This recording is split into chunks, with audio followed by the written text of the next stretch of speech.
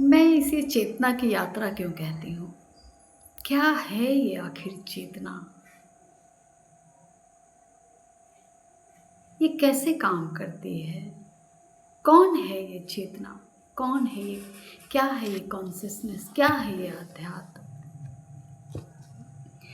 जब मैं छोटी थी, छोटी का तात्पर्य छोटी बहुत छोटी नहीं, बचपन जो बीता मेरा, बहुत खुशनुमा, बहुत हेल्दी फैमिली में, बहुत स्वस्थ मानसिकता वाली फैमिली में। तो कहते हैं ना कि जो आप अंदर से भीतर से होते हो, उसे अगर बाहर का भी पोषण मिल जाए, तो निखर के आपकी जो है वो एबिलिटी, क्वालिटी, सक्षमता आ जाती है। तो बचपन इतने अच्छे हेल्दी वातावरण में बीता मेरा। मेरे पापा के यहाँ जो स्टाफ होते थे ना, काम करते थे, उनका ध्यान मेरे पापा बहुत रखते थे। अगर किसी के घर में बेटी की शादी है ना, तो वो अपने खर्चे से करना, अपने पैसे देकर, गिफ्ट्स देकर, छुट्टी देकर, हाँ, ये सब देखा है मैंने करते हुए। ख़ास ध्यान रखना अपने स्टाफ का। मेरी माँ जो है वो घर में सेवा करना और तत्पर रहना हर किसी के स्वागत के लिए। जिस समय जब भी कोई गेस्ट अगर आ गए, तो उनके लिए खाना बनाना, चाय बनाना, बिल्कुल और चेहरे पे एक भी सिकन नहीं। हमारे घर में हमारी बुआ, चाचा और उनके बच्चे, यानी हम सब छोटे भाई बहन सब आ जाते थे। तो कभी भी मैंने शिकायत एक दूसरे के मुँह से कभी नहीं सुनी। बहुत खुशी-खुशी सब बीता था। ये कल्पना की बातें अभी लगती होंगी ना, लेकिन बचपन ऐसा बीता मेरा। हमारे घर में बहुत शुद्ध वातावरण, स्वच्छ वातावरण, स्वच्छ मानसिकता वाले के बीच में मैं भी थी। बचपन बीता बहुत अच्छी। और जो बचपन में जो संस्कार होते हैं ना, केयर करने वाली, बड़ों की रिस्पेक्ट डर से नहीं, बड़ों की रिस्पेक्ट उनके गुण के कारण करने वाली, एक अनकहा अंडरस्टैंडिंग आपस में खुद ब खुद डेवलप होने लगती है, खुद ब खुद बन जाती है वैसी। तो वैसी अंडरस्टैंडिंग वाली इन्वायरमेंट थी। जो कनेक्शन मेरा जो है ख़ास करके अपने पापा से, अपनी माँ से, सभी परिचित से एक अच्छी अंडरस्टैंडिंग थी, बहुत अच्छी, बहुत ईज़ी अंडरस्टैंडिंग थी। और अपनी माँ और पापा के बारे में मैं जितनी भी बातें बोल दूँ, जितनी भी उन्होंने जीवन जैसे भी जिया, बहुत स्वस्थ मानसिकता को लेके उन्होंने जिया जीवन। लेकिन जैसे-जैसे मैं बड़ी हुई, जैसे मेरी शादी हुई, मेरे मन में भी बहुत उमंगें, उत्साह, प्रेम, बड़ों के प्रति रिस्पेक्ट, आदर, उनकी बातें मानना, इसी सारे मानसिकता को लेकर, इसी सारे चीज़ों को एम्बॉडी करके अपने आप को पूरी तरह से रेडी करके शादी की मैंने और गई ससुराल। लेकिन वहाँ ससुराल में जाने के बाद मैं चीज़ों को बहुत विपरीत देखी, थॉट को बिल्कुल उल्टा देखे, सोच को बिल्कुल उल्टा देखे, चलने के तरीके को। सबसे जो ज़्यादा इफ़ेक्ट करने वाली चीज़ें थी वो सोच थी। तो मुझे उन चीज़ों को समझने में बहुत साल लग गए, बहुत वक़्त बीत गया। तब जाकर ये समझ में आया कि विभिन्नता जो है, एकता, एक तरह की सोच, एक तरह के जीवन जीने के सलीके, एक तरह की मेंटालिटी, लव, प्रेम, और किसी के लिए सोचना, किसी के लिए करना, ये नहीं है, बिल्कुल नहीं है वहाँ पे। अलग, बहुत विपरीत मानसिकता होने के कारण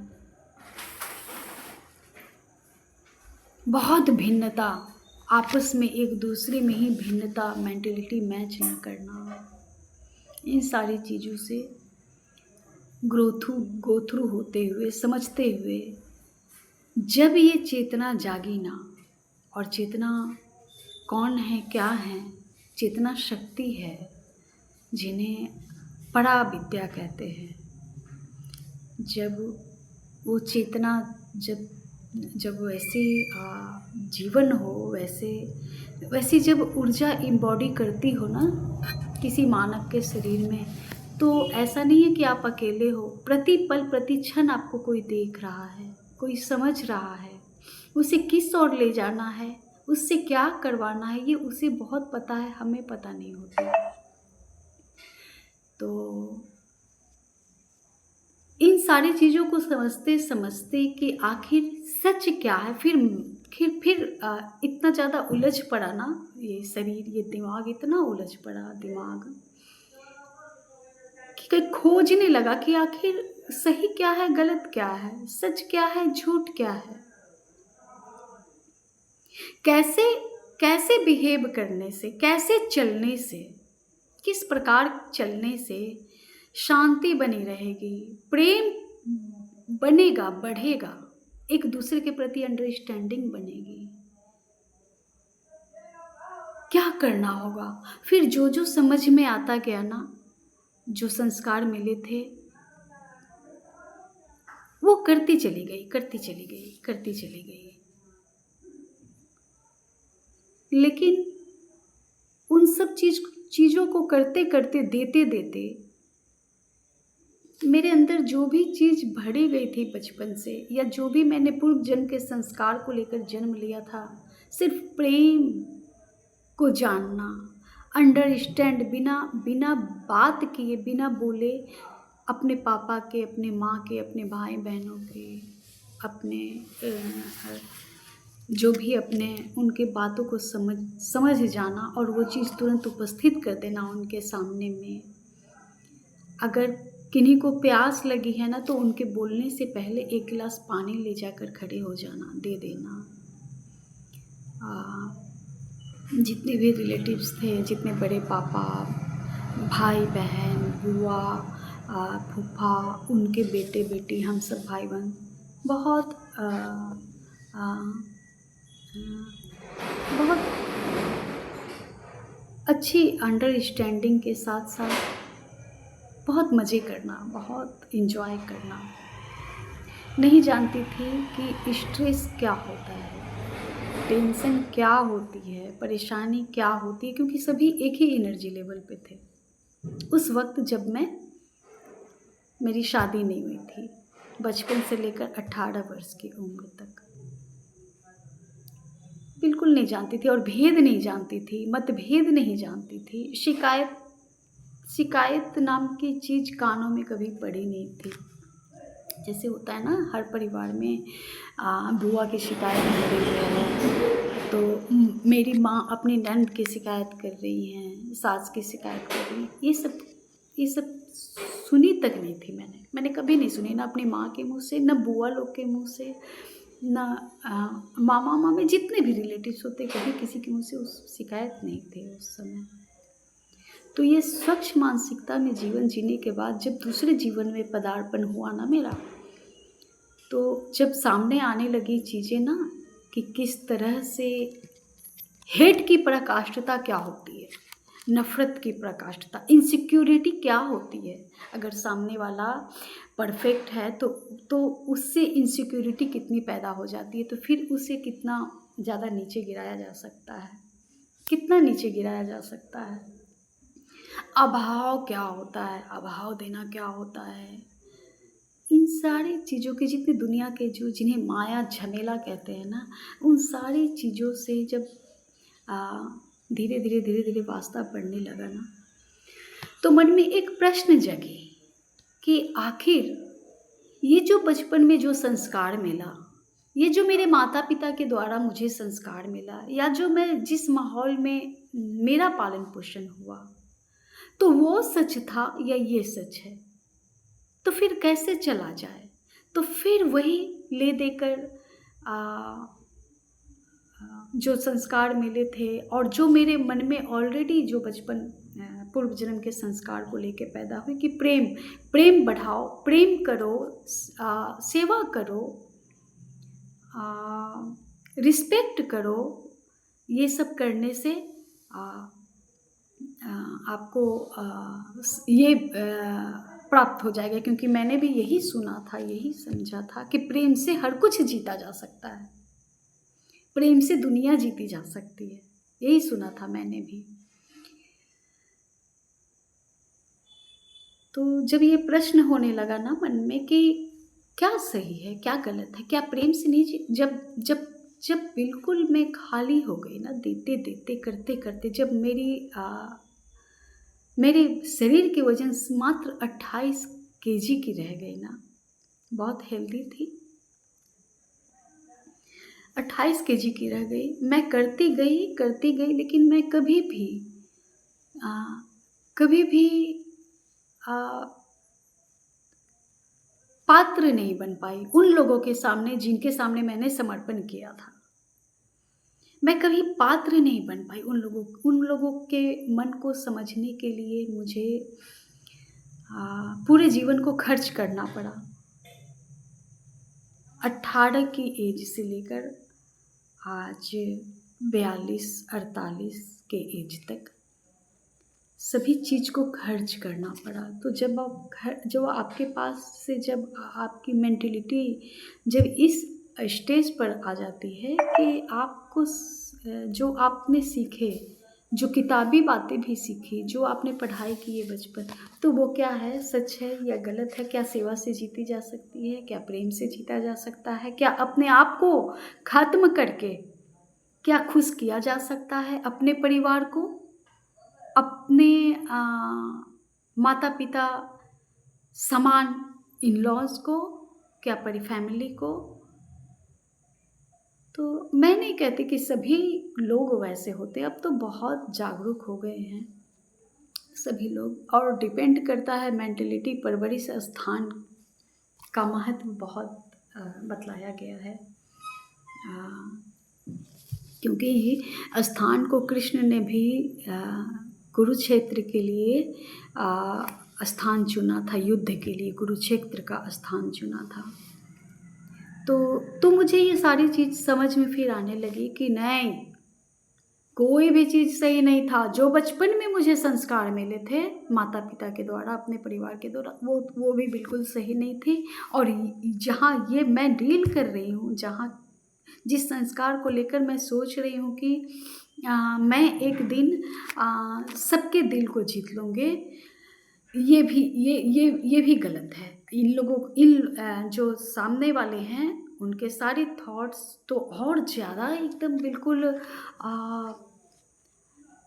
सामने वाले किसी को भी बिल्कुल खोखला कर देने वाली है और उसे गलत साबित कर देने वाली है। ये प्रेम, ये संस्कार, ये सेवा, ये देते जाना, तन से भी जा रही थी, मन से भी ख़त्म हो रही थी, और धन जो भी मेरे पास होता था ना,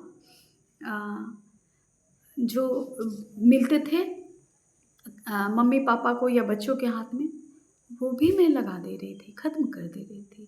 इवन कि सब कुछ दे दिया, तो मुझे पता चला, तो मुझे समझ में आया, और मेरे जैसी ज़िद्दी आत्मा कि इनको इतना साल झेले, इतना साल इन चीज़ों से गो थ्रू हुई, लेकिन मैं समझ नहीं पाई।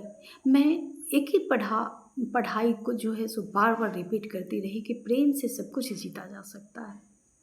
आप सेवा से मेवा पा सकते हैं, सब कुछ हो सकता है। लेकिन जब शिव आए ना मेरे बहुत दलदल में डूबते जाने के बाद जब यहाँ तक रह गई ना, तब तब शिव आते हैं और तब मेरा हाथ पकड़ कर उस दलदल से निकालते हैं। क्योंकि तब उन्होंने समझा था कि अब सही समय है मेरे हाथ थामने का, क्योंकि इससे पहले इतनी सारी चीज़ें मेरे सामने हो रही है और मुझे समझ में नहीं आ रही है, मैं डिसीजन नहीं ले पा रही हूँ। इतनी सारी चीज़ें मैं देख रही हूँ, सारी चीज़ें को सह भी रही हूँ, खोखले भी हो गई, शरीर भी छिन्न हो गया, खत्म हो गया, मेरी मानसिकता, मेरी अच्छाई, मेरे चेहरे की रौनक बिल्कुल खत्म, गायब। जब सब कुछ खत्म हो गया ना, तब उन्होंने समझा कि जब अब इसके अंदर कुछ भी नहीं बचा, ना इधर की मानसिकता ना उधर की मानसिकता, ना कितने भी निजी हो, कितने भी अपने लोग हों उनकी मानसिकता। तो वो आते हैं, मेरी हाथों को थामते हैं, पकड़ते हैं और खींच लेते हैं ऊपर में। और उस समय मैं ब्लैंक, कुछ नहीं, सिर्फ वो और मैं, कोई बातचीत नहीं। मैं देखकर आश्चर्य, आप मेरे लिए आए हो? मैं तो बहुत बुरी हूँ, मैं बहुत गंदी हूँ, मुझे कुछ नहीं आता, चलना नहीं आता, चरित्रहीन हूँ। चरित्रहीन हूँ और आप आए मेरे लिए? सिर्फ एक शब्द सुनाई दिया, कब से इंतजार कर रहा था। बस यही, इतनी ही शब्द, कब से इंतजार कर रहा था। और जो मेरी रुलाई फूटी ना, और जो मुझे रोना आया, अब तो मैं, सिर्फ मैं थी और शिव थे। अब जो मुझे रुलाई आई कि मेरे जैसे, मेरे लिए। उसके बाद जो यात्रा शुरू होती है कि तुम सबसे सुंदर हो, सबसे पवित्र हो, तुम सबसे ज़्यादा समझदार हो। जो तुम्हें सिखाया गया बचपन में ना, वही तुम हो और वही मैं भी हूँ। लेकिन इसमें अब के समय परिस्थिति के अनुसार मॉडिफिकेशन हुई है। तो तुम्हें हमेशा ये अवेयरनेस लाना है कि तुम्हारे लिए कौन सही है, कौन गलत है, ये चॉइस अब तुम्हें करनी है। क्योंकि चेतना जो है ना, वो अब जाग उठी थी मेरी, यानी शिव की शक्ति, चैतन्य की शक्ति, जो चेतना है, वो धीरे धीरे उनका जागरण हो रहा था। लेकिन मैं समझ नहीं पा रही थी, मैं कुछ भी उस वक्त नहीं समझ पा रही थी। सिर्फ उनके उनके चरण के स्पर्श के एहसास को और हाथ पकड़ के खींचने के एहसास को और निर्लिप्त जैसे सिर्फ खड़े रहने के, उन उनके जो, क्या बताऊं शिव कैसे हैं। कहा जाता है नवजात बच्चे से भी ज्यादा मासूम। ये वर्णन नहीं हो सकता उनका। और बस इतना सा शब्द कि कब से इंतजार में हूं। ऐसा लगा जैसे मेरे तो प्राण ही निकल जाएंगे। मैं वहां पूर्णतः खत्म हो गई थी तब तक। और बच क्या गए थे? सिर्फ उनका चेहरा, उनकी यादें, बस ये 2-3 चीज जो उनके साथ के सीन थे ना, बस वही बच गए थे। और मैं, यानी मेरे अंदर वो और मैं उनके साथ, सिर्फ यही बच गए थे। तो जब आपकी जो बिलीफ सिस्टम है, जो आप समाज में जी रहे हो, जो आपको संस्कार मिले हैं, बहुत अच्छे संस्कार भी मिले हो मेरे जैसे, कि सेवा करना, प्रेम करना, वाकई ये बहुत अच्छे संस्कार हैं।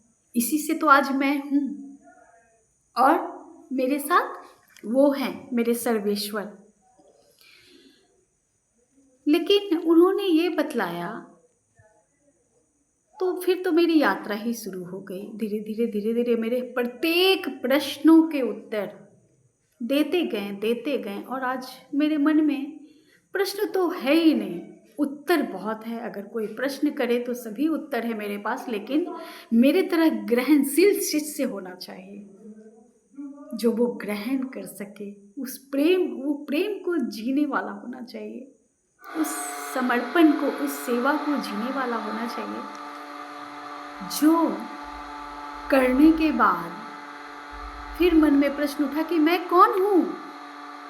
मैं बहुत अच्छी बेटी थी, मैं बहुत अच्छी बहन थी, मैं अपने स्कूल में मॉनिटर थी, मैं अपने स्कूल में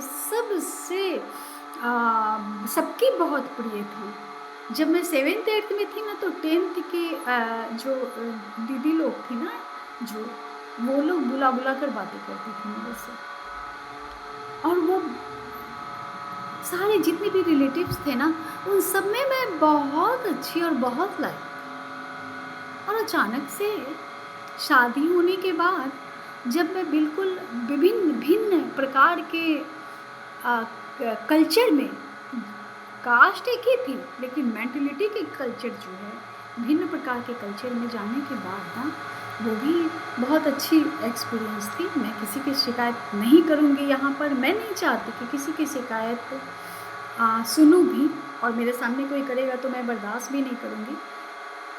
लेकिन मैंने ये पाया कि कल्चर हर 10 किलोमीटर पे बदलता है, और मेंटलिटी सेट करती है आपके परवरिश कैसे हैं। मेंटलिटी सेट करती है कि आप जिस जगह से बिलोंग करते हैं उसकी आबो हवा क्या है, सेट करती है कि आप कितने खुल के अपने जीवन जिया, या आप कितने कंजर्वेटिव माइंड के हैं। तो ये फर्केशन मुझे समझ में आया। तो मुझे बतलाया गया कि संसार में विभिन्नता है, सभी कोई उसी ईश्वर के बच्चे हैं, लेकिन सभी अलग हैं। ये 5 उंगलियां मेरी है, लेकिन ये पांचों के आकार अलग हैं, और इसके गुण स्वरूप में जाओ तो ये तो पांचों जो है, कोई बृहस्पति है, कोई शनि है, कोई बुध है, कोई चंद्र, इसी में सब कुछ है। पूरा ब्रह्मांड आपके इसी में है, इसमें जादू है। ये है तो आप कर पा रहे हैं, लिख पा रहे हैं, बोल पा रहे हैं, ये है। और इसमें बतलाया कि मैं क्या हूँ। तो इसी प्रकार विभिन्नता में एकता की बात उन्होंने बतलाई कि सब एक है, लेकिन विभिन्न प्रकार के सोच, विभिन्न प्रकार की जीवन, विभिन्न प्रकार की डील करने की, रिश्ते को लेने की, जो खुद में जिनमें प्रेम नहीं रहेगा, जो संतुष्ट नहीं होंगे ना, वो आपको कभी संतुष्टि और प्रेम दे ही नहीं सकते। ये बतलाया उन्होंने, और तब दृष्टि दिखाई कि कौन कैसे जिया, किसके प्रारब्ध क्या है। अब ये दृष्टि, यहाँ से दृष्टि ओपन शुरू हो गई, थर्ड आई पे काम होने लगा कि उसके प्रारब्ध क्या थे, उसके साथ ऐसा क्या हुआ होगा जो इस जीवन में और इस समय में ये थ्रो आउट हो रहा है, पास आउट हो रहा है, मेरे ऊपर थ्रो हो रहा है सारी चीज़ें। यानी ये समझाया गया कि लोग जो होते हैं ना, वो उनके पास प्रेम रहेगा तो वो प्रेम को देंगे, नफ़रत रहेगा तो नफ़रत को देंगे। उनके पास अभाव में उन्होंने जीवन जिया है ना, तो आपको अभाव देंगे। कंजूसी में जीवन जिया है ना, तो उनके व्यक्तित्व में झलकेगा। तो ये सारी चीज़ें मुझे समझ में आने लगी। जब समझ में आने लगी सारी चीज़ें, तो मेरे अंदर जो एक बन चुका था ना, एक बहुत बड़ा ब्लैक होल बन चुका था, बिल्कुल खाली स्थान, बिल्कुल काला, जिस पे कुछ भी नहीं है, किसी के लिए कोई भावना नहीं, कोई नहीं अपना, नफ़रत भी नहीं मेरे अंदर, और प्रेम भी किसी से नहीं, न लगाव है किसी से और न अलगाव है किसी से। तो जब ये सब चीज़ें जब आने लगती हैं ना, तो ये बहुत बहुत धीरे धीरे, और जब उनकी आवाज़ सुनाई देती है ना, तो बहुत धीमी आवाज़ होती है। आपके चूँकि आत्मा की आवाज़ होती है। तो आत्मा जो है, आत्मा की आवाज़ बहुत शांत होती है, उन्हें इसलिए एकाग्रता से सुननी पड़ती है, शांत एकांत में। तो जब ये चेतना जागी ना, तो ये समझ में आया कि जो परवरिश बहुत अच्छी थी, वो भी सर्व नहीं करने वाली थी, वो भी सही नहीं थी पूरी तरह से। और जो परवरिश यहाँ मिली और जो डीलिंग यहाँ मिली मेरे साथ, वो तो बिल्कुल सही नहीं थी, वो आगे सर्व नहीं करेंगे। तो मैंने क्या किया ना, मैंने क्या किया, इस साइड के जो थ्रो मेरे ऊपर हुआ, जितने आप, किसी को मारना बहुत बड़ी बात नहीं होती है दोस्तों, किसी पे हाथ उठाना ही सिर्फ बहुत बड़ी बात नहीं होती है, ये अच्छी बात होती है कि उसने अपने इमोशन को हाथ उठाकर जग जाहिर कर दिया, तो ये जाहिर की बात है। लेकिन अंदर से जब आपको खोखला किया जाता है ना, आपके मनोबल को तोड़ा जाता है, आपकी शांति को भंग की जाती है, आपके ऊपर इतनी नेगेटिविटी थ्रो की जाती है कि आपके पूरा शरीर से दिखने लगता है वो चीज़, बड़ी बड़ी फोड़ी फुंसी, शरीर जीर्ण शीर्ण, कुछ नहीं है, आप में जान ही नहीं बचती। और उस जान न बचा हुआ मुर्दा शरीर को लेकर भी जब आपको जीना पड़ता है ना, ये सबसे बड़ा पाप है, ये हत्या है। तो ये चीज़ें जो है ना, तो मुझे समझ में आया कि इतनी जो इस संसार में, ये संसार जिसे कलयुग कहा जा रहा है ना, ये इसके चरमोत्कर्ष है। और तुम्हें क्या करना है, तुम्हें इन दोनों चीज़ों को आत्मसात कर लेना है और डिजॉल्व कर देना है मेरे अंदर, यानी शिव के अंदर, यानी शिव भी तुम्हारे अंदर, क्योंकि वो विनाश विध्वंस के देवता हैं। तो क्या किया उन्होंने, सबसे पहले मेरी मेंटेलिटी को ख़त्म कर दिया कि ना ये सही ना वो सही, और कुछ भी इस जितना गोल पृथ्वी ये संसार है, उसमें कुछ भी तुम्हारे लिए सही नहीं है, ये सबको ख़त्म हो जाने दो। उन्होंने वो पूरी तरह से ख़त्म कर दिया और बचे सिर्फ शिव और मैं, शिवोहम। जब शिव बचते हैं ना सिर्फ, तो चेतना अपने फिर स्टार्ट कर देती है अपनी क्रीड़ा को, अपने खेल को। चेतना, इससे पहले माया खेल रही होती है, उसके बाद अब चेतना अपनी क्रीड़ा, अपनी शक्ति को उजागर करनी शुरू कर देती है। तब वो सही बात, सही चीज़ पर पॉइंट करना शुरू कर देती है कि न ये सही है न वो सही है, जो भी शिक्षा तुम्हें दिया सभी ने मिलकर, वो सब गलत, कोई सही नहीं है यहाँ पे, यहाँ कुछ भी सही नहीं है। हाँ, प्रेम सही है, सिर्फ प्रेम सही है, लेकिन प्रेम के क्लेवर को जानो कि प्रेम है क्या। प्रेम वही है जिसके लिए तुमने दोनों चीज़ों को अपने अंदर में समा लिया और सबको मुक्त कर दिया, अपने सारे पितरों को मुक्त कर दिया कि जाओ, मेरे ऊपर झेलना है ना, मैं झेल लूँगी, लेकिन मैं इन चीज़ों को जो मैंने झेला, वो पास आउट अपने आने वाली पीढ़ी को नहीं करूँगी और बाहर कहीं नहीं दूँगी। मैं इन चीज़ों को, कमल का फूल जब खिला ना सहस्त्र में, मैं उन चीज़ों की तरह खिलकर, मैं उस कमल के पंखुड़ी पर बैठकर उन चीज़ों को लोगों को बतलाने लगी, बांटने लगी। प्रेम ही प्रेम, ज्ञान ही ज्ञान, समर्पण ही समर्पण, कि आप ना ये चीज़ों को ख़त्म करो जो आपके अंदर नेगेटिविटी है, डाली गई हैं। जितने भी जुर्म हो सकते हैं इस एक संसार में, एक आत्मा पे, एक स्त्री शरीर पे और स्त्री मन पे, स्त्री माइंड पे, वो सारी चीज़ होकर भी आप वो नहीं हो जो आपको दिया जा रहा है। आप मेरी ऊर्जा हो, मैंने आपको जन्म दिया, आपके जन्म का कारण है, आपके जन्म का पर्पस है, इसलिए आप में बेचैनी है जानने की कि आखिर क्या सच है, मैं कौन हूँ, मैं क्या हूँ, मुझे क्या करना है। तो ये पर्पस तभी मिलता है जब आपके मन में प्रश्न उठता है इन सारी चीज़ों को, और वैसी आत्मा होती है उन सभी चीज़ों को वहन करने की, जो इतनी नेगेटिविटी के बाद भी उन सभी को मुक्त करती हैं कि जाओ, मैंने अपने मन से मुक्त किया। अगर मैं मुक्त नहीं करती तो मैं घर के जो कुल देवता होते हैं ना, उनसे मेरी ढेर शिकायतें रहती, मैं उनकी पूजा नहीं करती।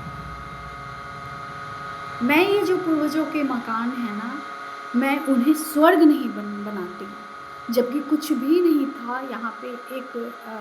एक चीज़ भी नहीं छोड़ी गई थी, सभी को बांट दिया था उन्होंने, कुछ भी नहीं छोड़ा था हमारे लिए, कुछ भी नहीं छोड़ा था।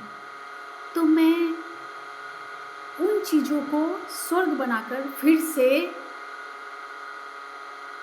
आने वाली पीढ़ी के बारे में सोचते हुए अपनी चीज़ों को नहीं करती, क्योंकि मैं उलझी रहती, मेरे मन में बहुत नफरत होती, मेरे मन में बहुत नाराज़गी होती, और मैं इसे मेरे पास अगर होती तो मैं बांटती रहती अपने सभी रिलेशनों में। अपने बच्चे मेरे डैमेज होते हैं, यानी आने वाली पीढ़ी डैमेज होती।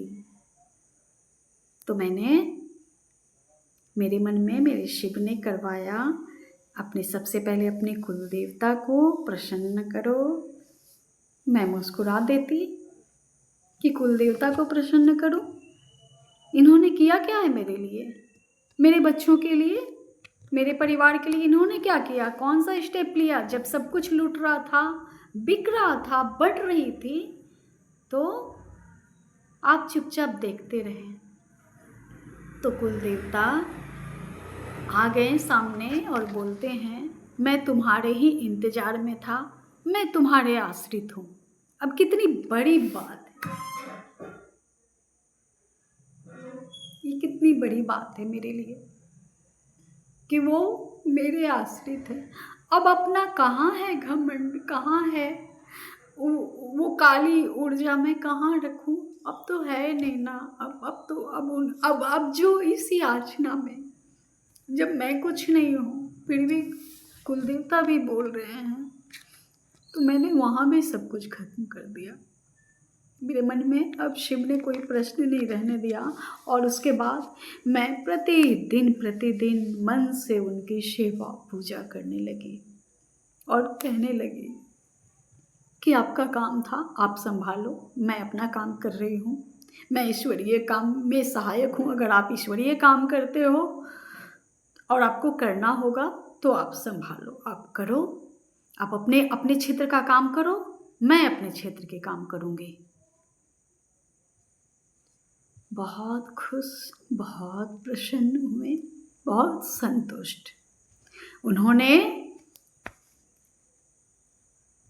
मुझे सामने बिठाकर मेरे परिवार के बच्चों सभी को लेकर उन्होंने नृत्य किया फिर,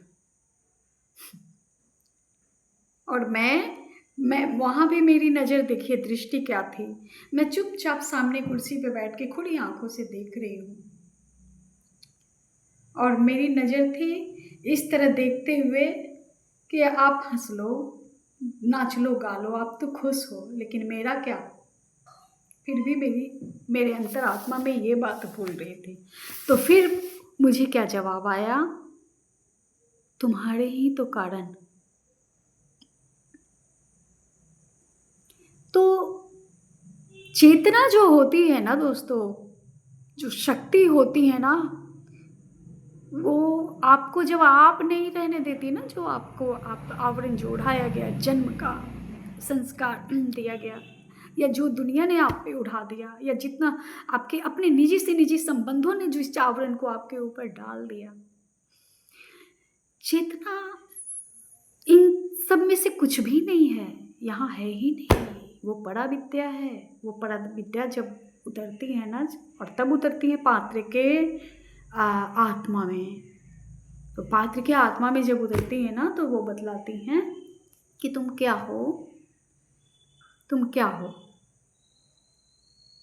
और तुम्हें कौन से काम करने हैं, तुम क्यों आई हो। तो जब इतने सारे वर्क दे दिए जाते हैं ना, फिर इतने सारे वर्क दे दिए जाते हैं, पिछली कई पीढ़ी से चली आ रही क्राइसिस को ख़त्म करना। आप जहाँ हो वहाँ की बात कर रही हूँ, मैं हूँ ना अपनी इस जगह पे।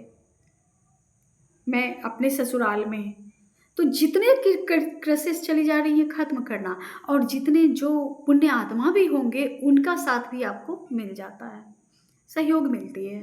बहुत एक एक ही परिवार में अलग अलग मानसिकता के लोग होते हुए भी दो तरह की ऊर्जाएं काम करती है, एक सात्विक भी होती हैं और एक नेगेटिव ऊर्जा भी होती हैं। तो नेगेटिव ऊर्जाओं को ख़त्म करने के लिए सात्विकता भी उधर से जुड़ती है। तो आप फिर अकेले तो होते नहीं हो, आपसे करवाई जाती हैं। तो जो जिसे शरीर का भान खत्म हो गया हो, जिसके शरीर में ऊर्जा नहीं बची हो, मैं प्रतिदिन हमेशा बोलती थी कि इस शरीर को लेकर मैं क्या कर पाऊंगी, बस श्वास बाकी है, इस शरीर में तो बिल्कुल जान ही नहीं है। तो जवाब आता था, जान शरीर में नहीं है लेकिन प्राण ऊर्जा बह रही है।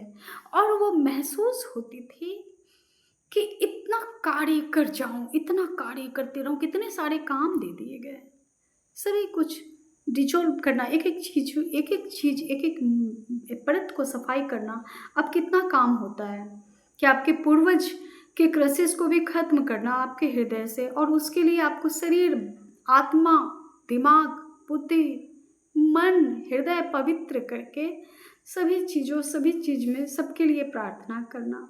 जबकि एक भी लोग, सिंगल लोग कभी भी आपको चाहे नहीं होते हैं, आप तो ढेले महसूस होते हो। क्यों? अब ये भी मैं बतलाती हूँ कि आप क्यों रोड़ा महसूस होते हो। क्योंकि उनकी जो नेगेटिव मेंटेलिटी जो होती है ना, खींच लेने वाली, ले लेने वाली, छीन देने वाली, किसी अच्छी चीज़ को देखकर पोषण और उसे शुक्रिया और उसे थैंक यू और उसकी बड़ाई करने के बजाय उसके पास ऐसा क्या है जो इतना ये है, और तो ये जो जलन होती है ना वो खत्म करती है। इन ऊर्जाओं, ये जलन जलाने वाली ऊर्जाओं के को अपने ऊपर लेकर काम करना बिल्कुल प्रेम के साथ कि जाओ मैंने सबको मुक्त किया। लेकिन मैंने मुक्त किया है, लेकिन इतनी भी बात है कि मैंने मुक्त किया है, अपने मन से किया है।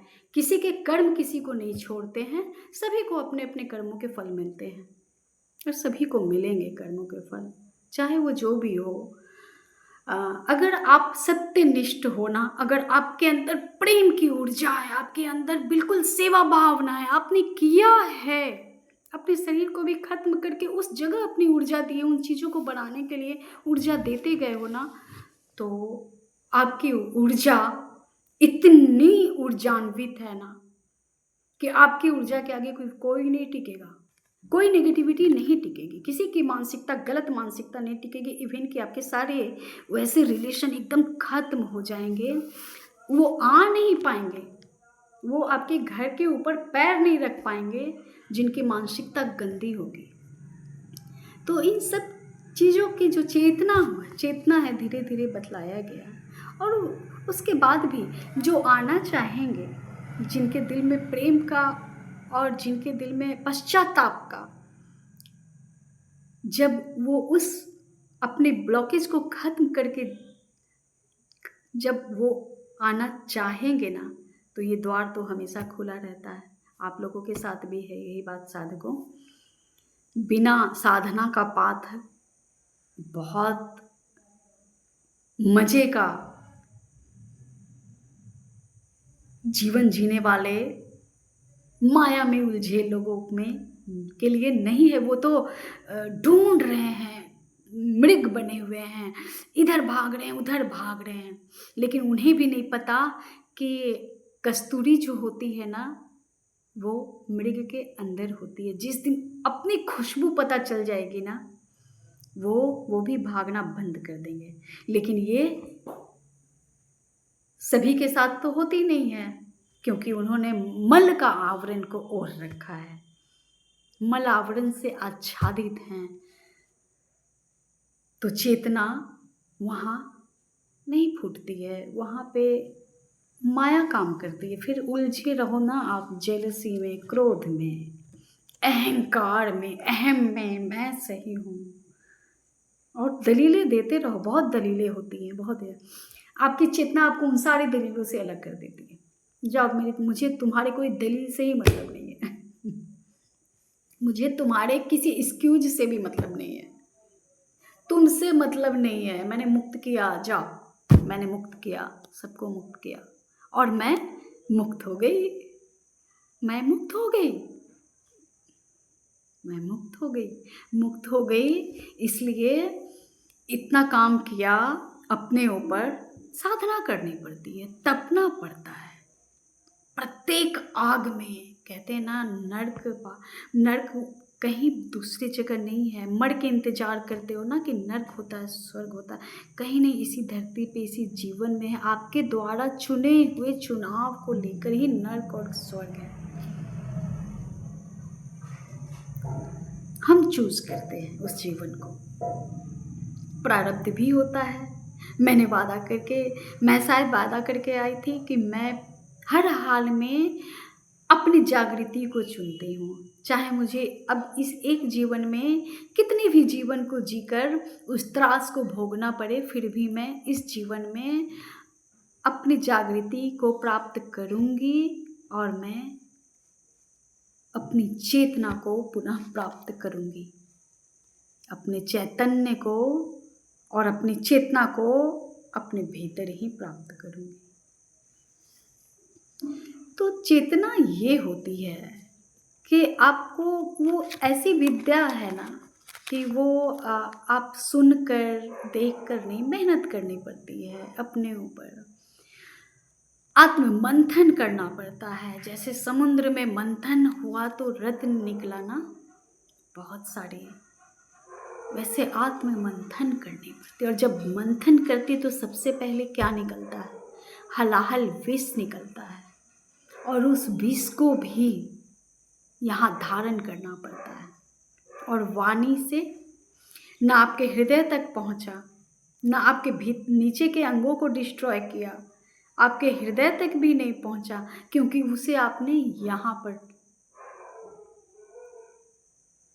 रोक लिया। महादेव शिव रोक लेते हैं यहाँ पे। शिव ने रोक लिया। और इनकी कौन सुरक्षा किया? इनके साथ कौन थी? इनकी सहचरी माँ पार्वती, यानी शक्ति, चैतन्य के साथ चेतना थी तो उन्होंने यहाँ पे हाथ ऐसे करके रोक लिया विष को। और जब फिर वाणी निकलती है ना, तो वो फिर अमृत बनकर निकलती है, क्योंकि छन्नी लगा हुआ है यहाँ पे।